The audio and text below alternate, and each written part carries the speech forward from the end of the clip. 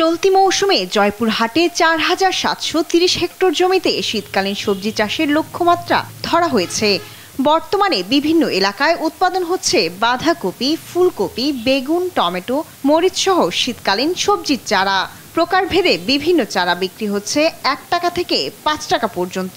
এতে বেশ লাভবান হচ্ছেন তারা। বীজের যে বর্তমান দাম, এই দামটা যদি সহনশীল পর্যায়ে থাকতো তাহলে লাভটা একটু বেশি হয়। শীতকালীনই সর্বোচ্চ আমাদের সবজি চারার মৌসুম, আদার সময়টাতে কম বেচা কিনা হয়। টমেটো, ঝাল, মরিচ, বাঁধাকপি, ফুলকপি, পিঁপের চারা, পটলের চারা এগুলো আমরা উৎপাদন করে থাকি। বছর শেষে আমাদের সব খরচ বাদ দিয়ে ২-২.৫ লক্ষ টাকা আমাদের টিকে।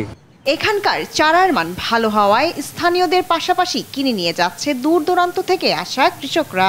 সারা বছরই এ ব্যবসা চললেও শীত মৌসুমে তা বেড়ে যায় কয়েক গুণ।